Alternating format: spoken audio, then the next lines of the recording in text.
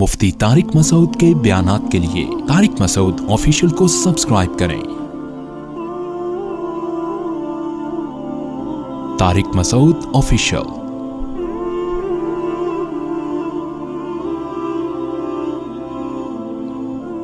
اللہ کی نظر میں کامیابی اور ناکامی کا معیار وہ نہیں ہے جو ہم نے بنایا ہوا ہے۔ اللہ کی نظر میں یہ دنیا مسافر خانہ ہے، یہاں کی کامیابی کو اللہ مانتے ہی نہیں ہے۔ یہ تو ظالم لوگ زیادہ آگے نکل جاتے ہیں۔ یہ جتنے بڑے بڑے کنٹری جو آج بڑے فنڈر بنے ہوئے ہیں نا، دنیا کو انسانی حقوق سکھا رہے ہیں، یہ کنٹری وجود میں کیسے آئے؟ ذرا ان کا ماضی تو اٹھا کے دیکھیں۔ انہوں نے پہلے انسانیت کا گلا گھونٹا ہے، اس کے بعد ان کو پاور ملی ہے، تو پاور ملتے ہی انسانوں کے حقوق پر انہوں نے تنظیمیں بنا کے پوری دنیا میں تشکیلات کر دی۔ میں سمجھا پا رہا ہوں اپنی بات؟ ایک آدمی ڈاکو بن کے کسی گھر میں گیا، لوٹ لاٹ کے آدھے لوگوں کو ذبح کر دیا، عصمت دری کی عورتوں کی، اور ڈاکو اور پھر اسی طرح ڈکیتیاں کر کر کے محلے کا دادا بن گیا، اور دادا بنتے ہی ڈکیتی کے خلاف قانون پاس کرنا شروع کر دیا۔ آئندہ کوئی ڈاکو ڈکیتی کرے گا اس کو چوک پہ لٹکائیں گے، لوگ کہیں گے یار یہ ہے، یہ کیا ہے، یہ ہیں اصل۔ اور پھر آئندہ ان کے اقوال پیش کرنا شروع کر دے محلے کے دادا کے۔ انہوں نے ارشاد فرمایا کہ مینرز بھی کوئی چیز ہوتی ہے، بات کرو تو بات سے پہلے تھینک یو اور بات کے آخر میں تھینک یو، انہوں نے ارشاد فرمایا۔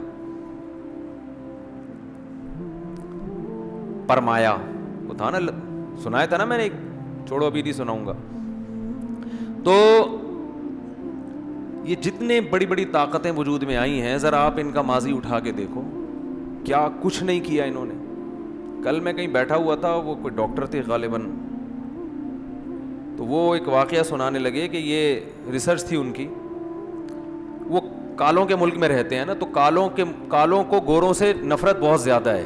تو میں نے کہا یہ کیوں کالے، شکر ہے ہم سانولے ہیں، بیچ کے لوگ ہیں ہم لوگ، ورنہ ہم کالوں سے لڑائی افورڈ نہیں کر سکتے تھے۔ وہ کالے اور گوروں کی لڑائی ہے۔ تو وہ ساؤتھ افریقہ سے آئے تھے، کہہ رہے تھے وہاں مشہور ہے کہ گوروں نے ہم پہ بہت زیادہ ظلم کیے ہیں، تو اس لیے وہ کالوں کے دل میں گوروں کی ایسی نفرت بیٹھی ہے کہ وہ نگلنے کا نام نہیں لے رہی۔ اس میں ایک ظلم یہ بھی ہے، یہ اوپن ہارٹ سرجری کے لیے زندہ قیدیوں کو استعمال کیا جاتا تھا۔ میڈیکل سائنس نے جو ترقی کی ہے نا، آپ جائیں یوٹیوب پہ سرچ کر لیں، آپ کو مل جائیں گی ایسی رپورٹس، کچھ مستند رپورٹس بھی آپ کو مل جائیں گی کہ کس طرح جنگی قیدیوں کو تختہ مشق بنایا گیا ہے تحقیقات کے لیے۔ اسلام نے 1400 سال پہلے یہ حکم دیا تھا کہ جنگی قیدیوں کے ساتھ اچھا سلوک کرو، ان کے بارے میں قیامت میں تم سے سوال ہوگا۔ وَيُطْعِمُونَ الطَّعَامَ عَلَى حُبِّهِ مِسْكِينًا وَيَتِيمًا وَأَسِيرًا، سورہ دہر مکہ میں نازل ہوئی ہے۔ اس وقت تو جنگی قیدی تھے ہی نہیں، مسلمانوں کے پاس تو جنگی قیدی مدینہ میں آئے ہیں نا، جب لڑائیاں شروع ہوئی ہیں۔ مکہ میں تو جنگ بھی نہیں ہوئی اور قیدی بھی مسلمان خود قیدی تھے، جنگی قیدی تو بعد میں آئے ہیں۔ اور قرآن کہہ رہے نیک لوگوں کی علامت ہے کہ وہ ہماری محبت میں یتیموں کو، مسکینوں کو اور قیدیوں کو کھلاتے ہیں، بھوکا نہیں مارتے ان کو، بلکہ کھلانے کا انتظام کرتے ہیں ان کے لیے۔ لیکن بہت سی میڈیسن، بہت سے انجیکشن جو تجربوں کی بھیٹ، جن میں تجربوں کی بھیٹ چڑھایا ہے، وہ کس کو چڑھایا ہے؟ جنگی قیدیوں کو۔ آج لوگ کہتے ہیں ان قیدیوں کے حقوق بھی تو انہی لوگوں نے متعین کیے ہیں نا، کہ قیدیوں کے ساتھ اچھا سلوک کرو، یونائٹڈ نیشن کے جو قوانین بنے ہیں۔ تو کب کیے اور اس کی نگرانی کون کر رہا ہے؟ کیا اب بھی ہو رہے ہیں ان قیدیوں کے ساتھ اچھا؟ کیا کیوبا کی جیلوں میں لوگ ابھی تک نہیں پڑے ہوئے ان پنجروں کے اندر؟ کوئی ہے پرسان حال ان کا؟ کوئی ہے پوچھنے والا؟ تو ایسے ایسے قیدیوں پہ تجربے ہوئے کہ روح کانپ اٹھتی ہے انسان کی۔ کئی دن ان کو جگایا گیا، پھر کوئی میڈیسن کھلا کے تجربہ کیا گیا، زندہ انسان کو پکڑ کے اس کا کلیجہ، جیسے مینڈک پہ نہیں آپریشن ہوتے اس طرح۔ تو کامیابی سائنسی ترقی کو نہیں کہا جاتا, کامیابی معاشی ترقی کو نہیں کہا جاتا. اللہ کی نظر میں یہ کامیابی کی ڈیفینیشن ہے ہی نہیں. اسلام اس دنیا کو مسافر خانہ کہتا ہے, اور سفر کی راحت اور سفر کی ناکامی حقیقی راحت اور حقیقی ناکامی نہیں ہے. نوح علیہ السلام نے 950 سال تبلیغ کی ہے, جس کا رزلٹ تقریباً 0. کوئی بھی قوم میں ساتھ دینے والا نہیں تھا. آپ بظاہر اپنے ویژن میں ناکام ہو گئے. 40-50 لوگ آپ کے ساتھ ہوئے ہیں, لیکن قرآن ان 40-50 کو کامیاب کہہ رہا ہے اور ان لاکھوں کو, کروڑوں کو, بولو نا, ناکام کہہ رہا ہے. وجہ کیا ہے؟ کہ ان کا راستہ صحیح تھا. ایک صحابی کو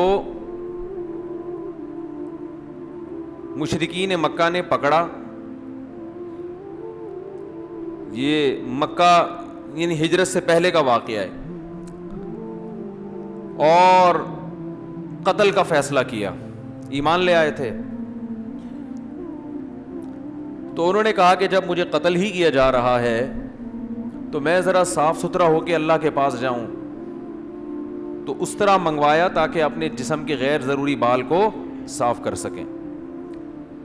مشرکین نے اتنی مہلت دے دی کہ چلو بھائی ٹھیک ہے, پھانسی سے پہلے آخری خواہش تو پوری کی جاتی ہے نا. انہوں نے کہا چلو ٹھیک ہے, آپ اپنے جسم کے بال صاف کر لیں, غیر ضروری بال, نہائیں, غسل کریں, اللہ کے سامنے حاضری, آپ کے خیال کے مطابق اللہ کے سامنے حاضری دینی ہے آپ نے. اسی دوران ایک بچہ آ گیا ان کے پاس مشرکین کا, تو انہوں نے بچے کو پکڑ لیا. اب ان کے پاس ایک بہترین ہتھیار تھا کہ اس بچے کے گلے پہ چھری رکھ لیتے, لیکن انہوں نے چھوڑ دیا اس کو. یہ ان کا خیال تھا کہ بچے کو میں تختہ مشق نہیں بناؤں گا. تو مشرکین جب ان کو قتل کرنے کے لیے آگے بڑھے, دیکھو یہ کتنی بڑی ناکامی ہے نا, کیونکہ موت سے بڑی کوئی ناکامی ہو سکتی ہے؟ بولو نا, نہیں ہو سکتی. لیکن وہ شعر پڑھ رہے ہیں, فلست ابالی حین اقتل مسلما علی ای شق کان للہ مصرعی وذلک فی ذات الالہ وان یشاء یبارک علی اوصال شلو ممزعی. کہتے ہیں میری گردن جب کٹے گی تو مجھے اس کی پرواہ نہیں ہے کہ میں ادھر گرتا ہوں یا ادھر گرتا ہوں, کس جانب کو میں زمین پہ گرتا ہوں مجھے اس کی پرواہ نہیں ہے, بلکہ مجھے خوشی اس بات کی ہے کہ یہ معبود کی رضا میں ہو رہا ہے, اپنے خالق کو خوش کرنے کے لیے ہو رہا ہے, اور وہ خالق چاہے تو میری لاش کے کٹے ہوئے ٹکڑوں میں برکت پیدا کر دے, وہ یہی میرے لیے خیر و برکت کا ذریعہ بن جائے. فلست ابالی, کہتے ہیں مجھے کوئی پرواہ نہیں ہے. حین اقتل مسلما, اس لیے کہ میں قتل ہو رہا ہوں اسلام پہ. مسلم کا معنی اللہ کا فرما بردار بن کے, جس خدا نے پیدا کیا ہے, میری موت اس کی نافرمانی میں نہیں ہو رہی, اس کی رضا کے لیے ہو رہی ہے. مجھے کوئی پرواہ نہیں ہے کہ میں ادھر کو گرتا ہوں یا میری لاش ادھر کو گرتی ہے. کتنے واقعات ہیں صحابہ کرام کے, جب ان کو شہید کیا گیا تو کہہ رہے ہیں فزت ورب الکعبہ, اس کعبہ کے رب کی قسم میں کیا ہو گیا, کامیاب. سب سے بڑی ناکامی کیا سمجھی جاتی ہے؟ موت, زندگی کا خاتمہ. اور جن کو اللہ نے ہدایت دی وہ اسی موت کو دنیا کی سب سے بڑی کامیابی سمجھ رہے ہیں. یہ ذہن آپ کا اسلام بنانا چاہتا ہے, یہ ذہن بنانا چاہتا ہے اسلام. اور نوح علیہ السلام کے واقعہ سے یہ بھی ہمیں سبق ملا کہ آپ نے مذہب میں تبدیلی نہیں کرنی ہے لبرل لوگوں کو مذہب کے قریب لانے کے لیے. چاہے پوری دنیا آپ کے مخالف ہو جائے, اسلام تبدیل جس نے آنا ہے اسی طرح آئے. اسلام میں پوری داڑھی ہے, تھی, ہے اور رہے گی قیامت تک. اسلام میں لباس کو ٹخنوں سے, مرد کے لیے لباس کو ٹخنوں سے اوپر رکھنا پڑے گا, چاہے لوگوں کو اچھا لگے یا برا لگے. اسلام میں عورت کے لیے پراپر پردہ فرض ہے, چاہے لبرل عورتوں کو یہ اسلام کی یہ بات پسند آئے یا نہ آئے, یہ کرنا پڑے گا آپ کو. اسلام آپ کو سود کھانے کی اجازت نہیں دیتا، چاہے آپ کی اس میں معاشی ترقی ہو یا معاشی نقصان ہو.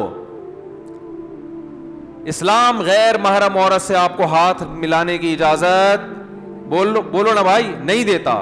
اسلام شوہر کے مرنے کے بعد عورت کو پابند کرتا ہے کہ وہ 4 مہینے 10 دن شوہر کے گھر سے بولتے کیوں نہیں نہ نکلے وہ، اور اس دوران وہ زینت اختیار نہیں کر سکتی. اس کو پابند کر رہا ہے اسلام، چاہے وہ 99 سال کی بڈھی عورت کیوں نہ ہو.